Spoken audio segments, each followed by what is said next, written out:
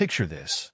You're standing in the heart of London, surrounded by thousands of tourists, cameras flashing, children pointing in wonder at the iconic red uniform guards standing perfectly still outside Buckingham Palace. Everyone knows the rules. Don't touch the guards, don't get in their way, and definitely don't expect them to break character. They're like living statues, trained to ignore everything around them. But what happens when someone pushes too far? When a single moment of disrespect turns into something that shocks an entire nation and changes royal protocol forever. On a seemingly ordinary Tuesday morning in March 2019, nobody expected that a routine guard duty would become the most watched video in British royal history. Nobody anticipated that one guard's split-second decision would spark international headlines, government investigations, and a conversation about respect, duty, and human dignity that would echo through Parliament halls and social media feeds alike. This isn't just another tourist mishap story. This is the true account of how one moment of courage from an unlikely hero, a 22-year-old royal guard named James Mitchell, would expose a dark reality hidden behind the pageantry and tradition of the British monarchy. A reality that would make you question everything you thought you knew about the people behind those tall black hats and stoic expressions. What started as a normal day of ceremonial duty would end with sirens, investigations, and a revelation so shocking that even the Queen herself would be forced to make a rare public statement. The aftermath would change not just one man's life, but the very foundation of how the royal family operates in the modern world. Are you ready to discover what really happened when the royal guard finally struck back? Because once you know the truth, you'll never look at those silent sentinels the same way again. The morning mist hung low over London as James Mitchell adjusted his red tunic for the third time that morning. At 22 years old, he had been serving as a Queen's Guard for 18 months, but the weight of the bearskin hat still felt foreign on his head. Standing 6 feet tall with shoulders that had been broadened by months of military training, James looked every bit the part of the stoic sentinel that tourists expected to see outside Buckingham Palace. But beneath the ceremonial uniform and practiced stillness, James carried a secret that would have shocked anyone who assumed they knew everything about the young man behind the mask of royal duty. He wasn't just another soldier playing dress-up for the cameras. James Mitchell was a university graduate with a degree in criminal justice, fluent in 3 languages, and possessed a photographic memory that had made him invaluable to his commanding officers in ways the public would never know. The irony wasn't lost on him that someone with his educational background was expected to stand motionless for hours while tourists treated him like a living statue. His fellow guards often joked that the hardest part of the job wasn't the physical strain of remaining still, but the mental challenge of pretending not to exist while the world moved around them. As James took his position outside the palace gates that Tuesday morning, he noticed the unusual energy in the crowd. Spring break had brought larger than normal groups of international visitors, and the atmosphere felt charged with excitement and anticipation. Tour guides were pointing enthusiastically at the guards, sharing the usual stories about their training and dedication, while children pressed their faces against the iron railings, hoping to catch a guard's eye or elicit some kind of reaction. Marcus Thompson, the senior guard on duty, had briefed the morning shift about being extra vigilant. Recent intelligence reports had mentioned increased security concerns, though nothing specific enough to change their standard protocols. The guards were told to maintain their usual stoic demeanor while keeping their eyes and ears open for anything unusual. What Marcus hadn't mentioned was the classified briefing he'd received the night before about a particular individual who had been flagged by palace security. Someone who had been making increasingly aggressive posts on social media about the royal family and had been spotted in the area multiple times over the past week. The description was vague: a middle-aged man with dark hair, approximately 6 feet tall, possibly carrying a large camera or recording equipment. As the morning progressed, James found himself unconsciously cataloging the faces in the crowd. His training had taught him to observe without appearing to look, to process information while maintaining the illusion of being nothing more than a ceremonial decoration. He noticed the elderly woman who came every Tuesday with breadcrumbs for the pigeons, despite the signs prohibiting feeding them. He saw the young couple taking selfies, trying to get the perfect angle with the palace in the background. He observed the school group whose teacher was struggling to keep 30 excited children in line. And then he saw him. The man stood apart from the typical tourist crowd, not because of his appearance, which was remarkably ordinary, but because of his behavior. While everyone else moved in the fluid patterns of sightseeing, taking photos, and chatting excitedly, this individual remained stationary, his gaze fixed intently on the guards themselves rather than the palace behind them.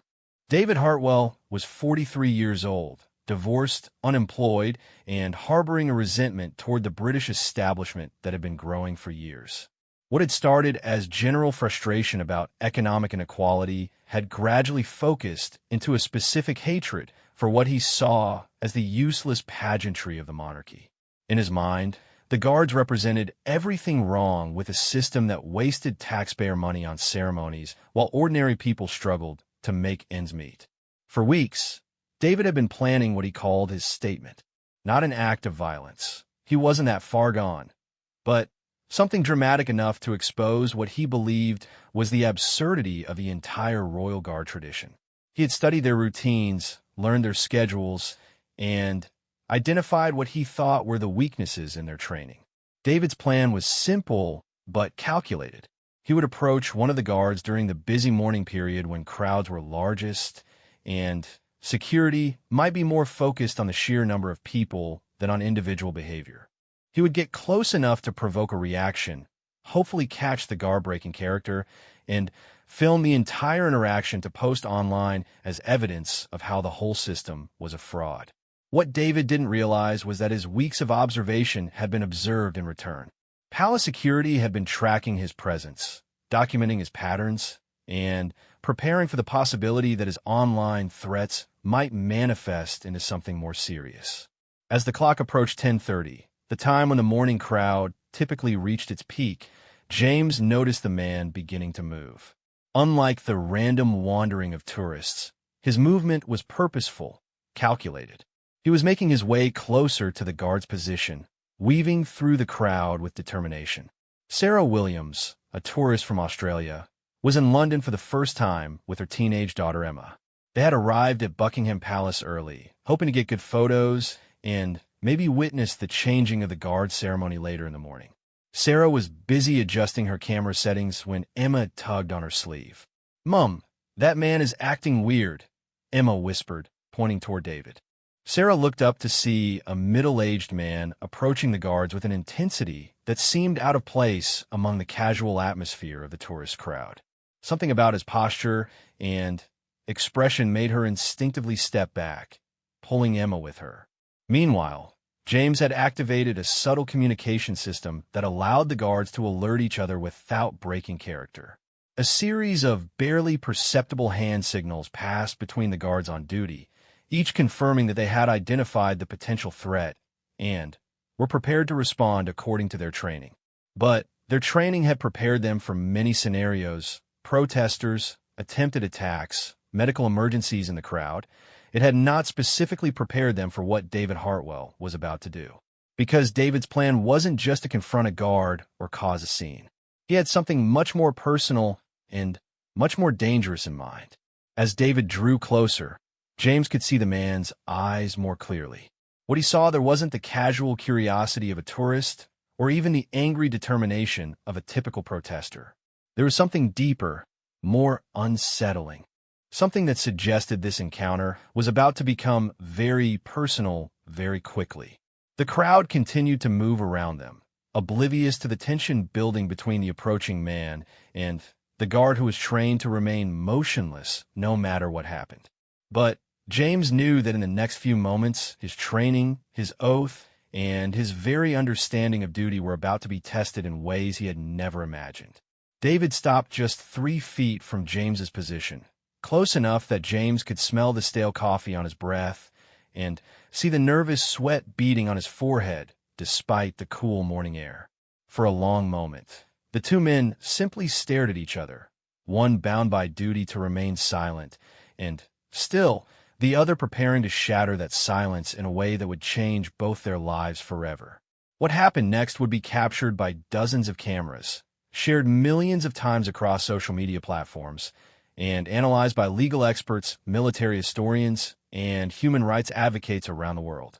But for James Mitchell and David Hartwell, it would be something much simpler and much more profound, a moment when two very different men would discover the true meaning of courage, dignity, and standing up for what's right.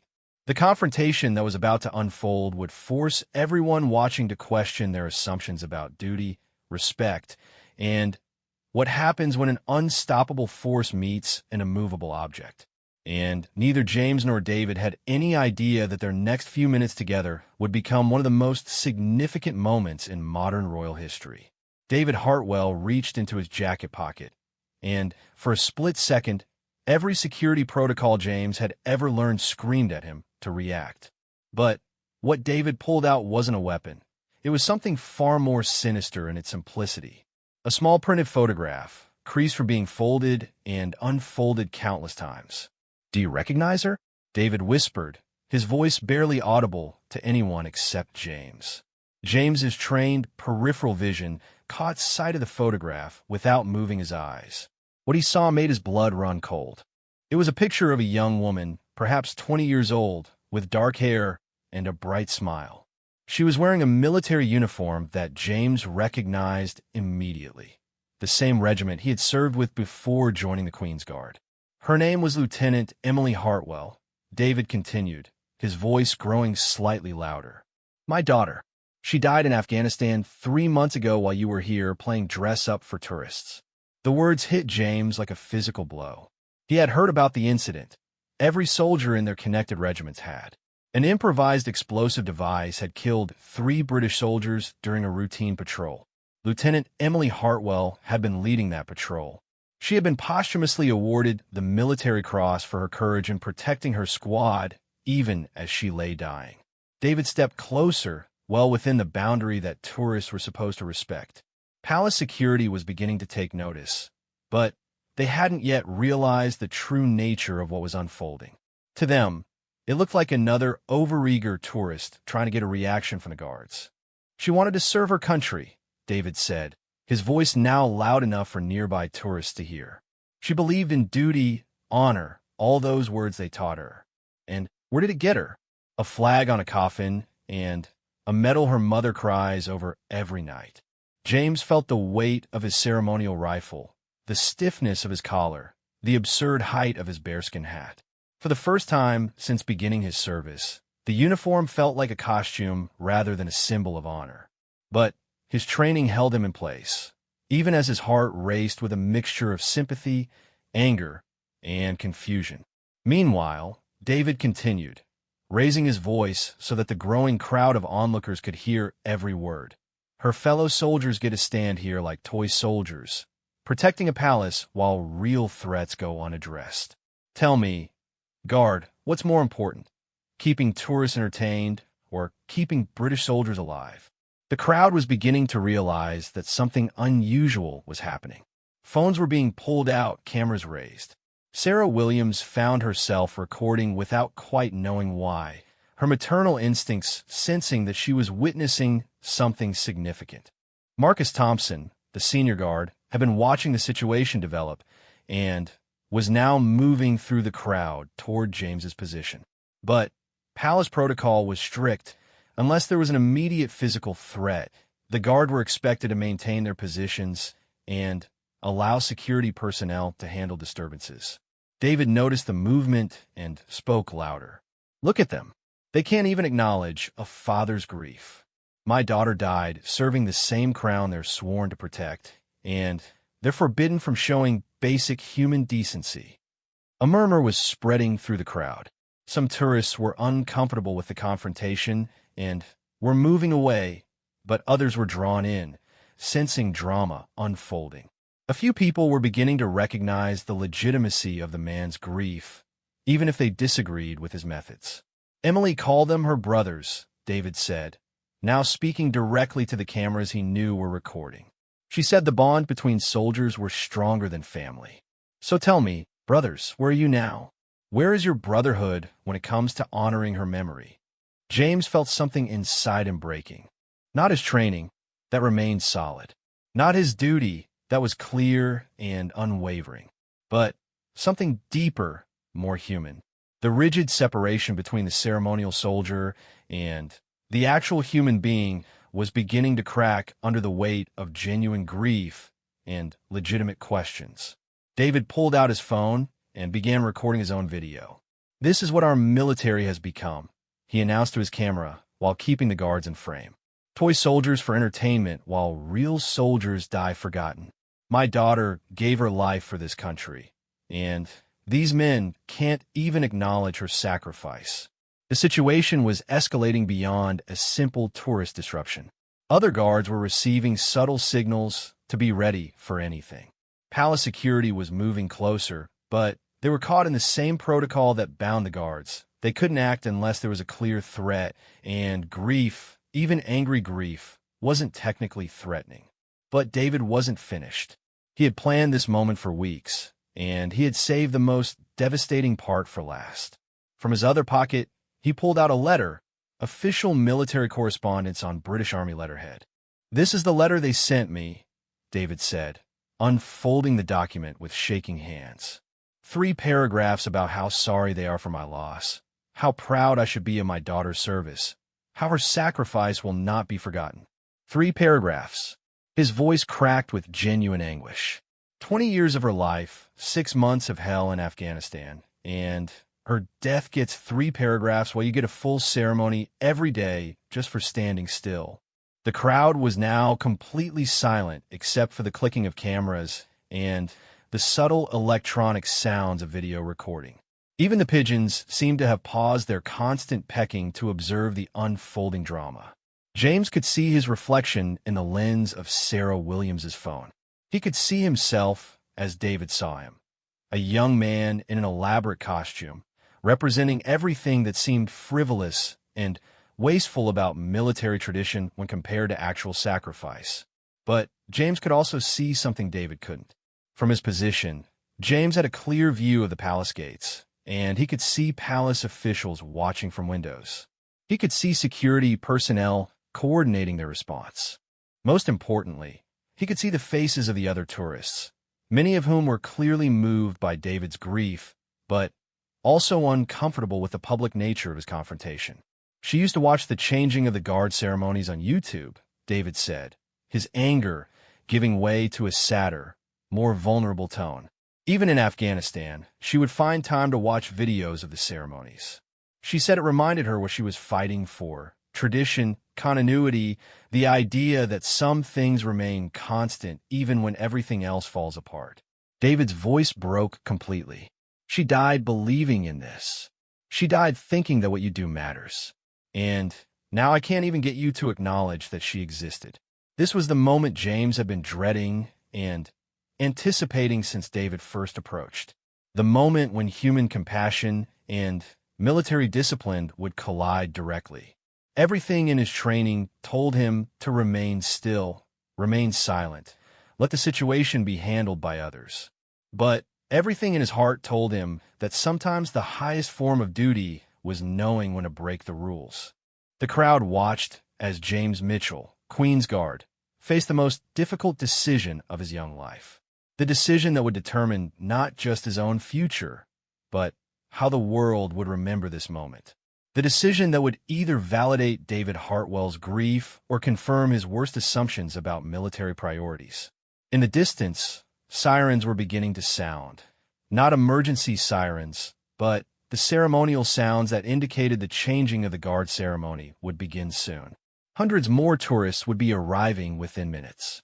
Palace security was running out of time to resolve the situation quietly.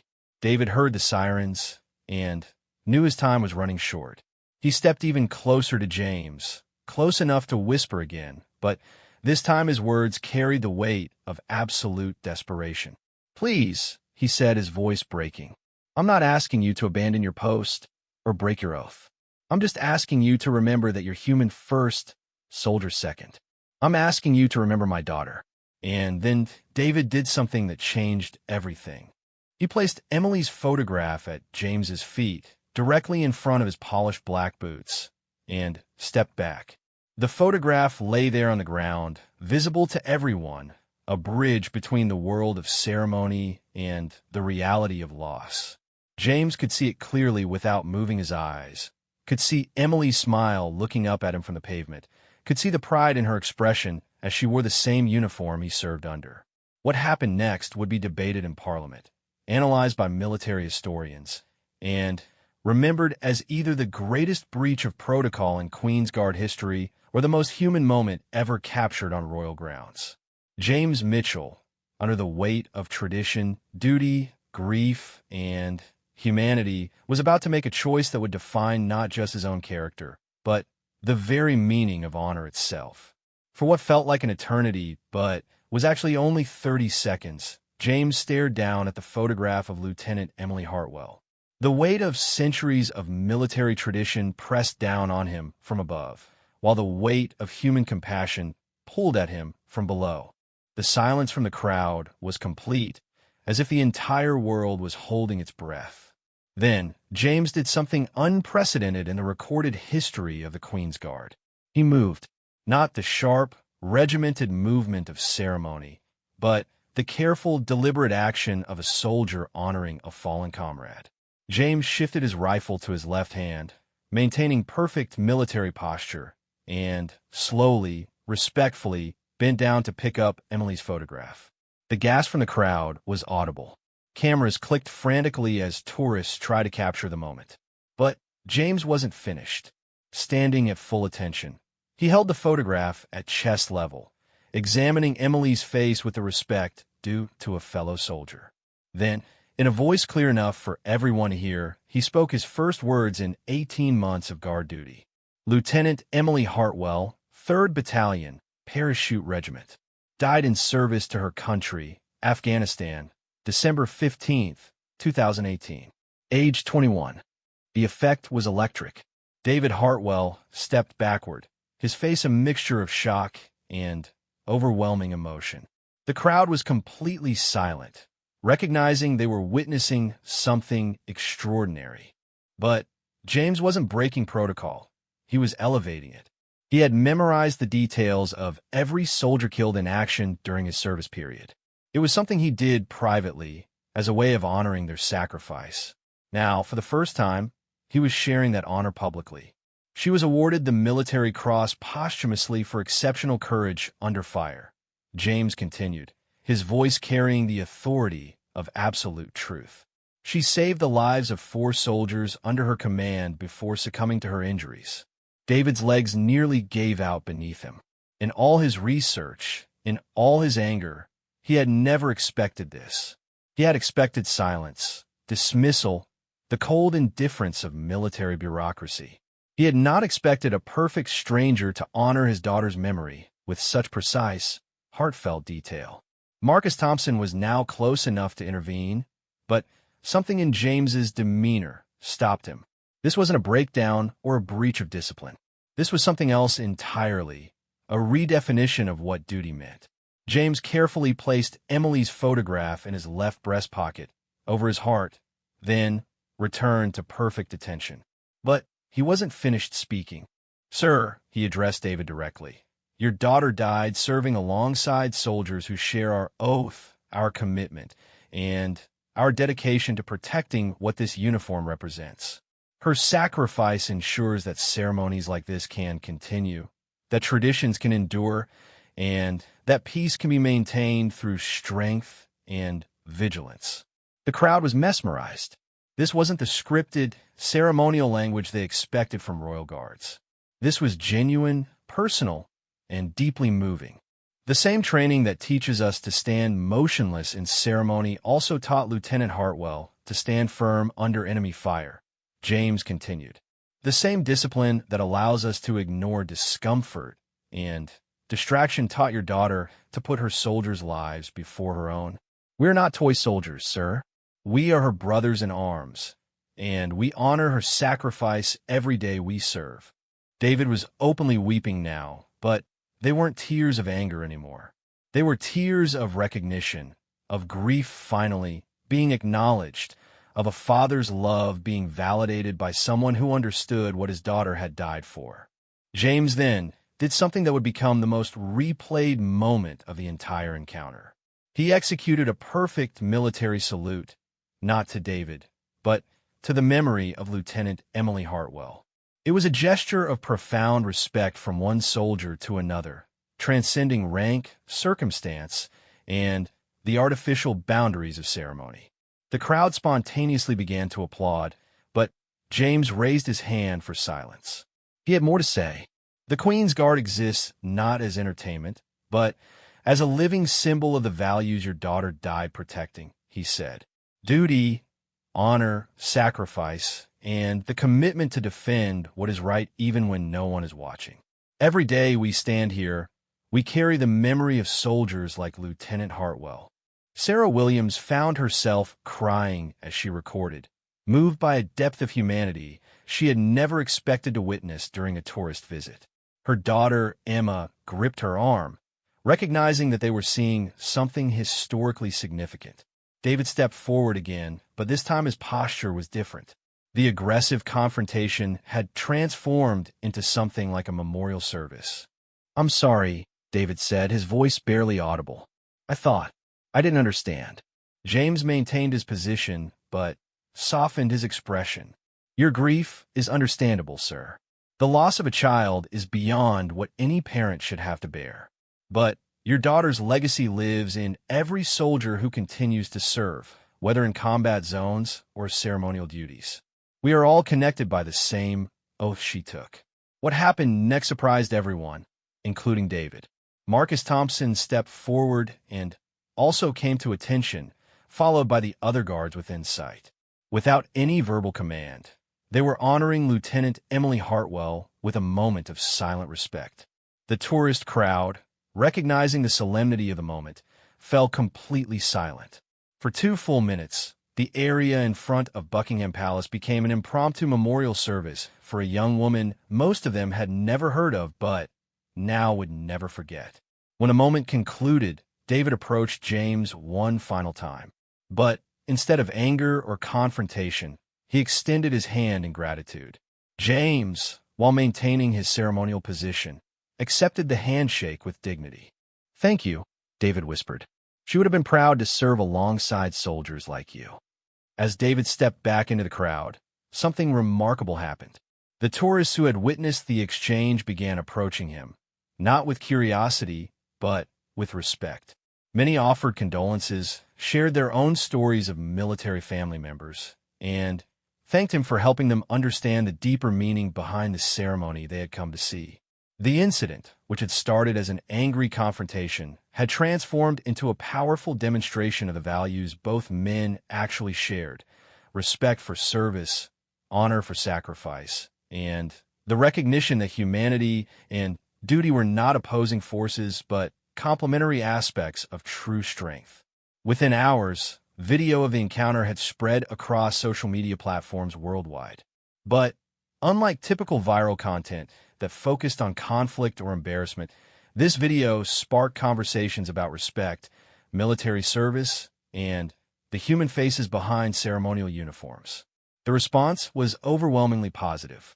Military families shared the video as an example of proper honor for fallen soldiers. Veterans praised James for maintaining dignity while showing compassion.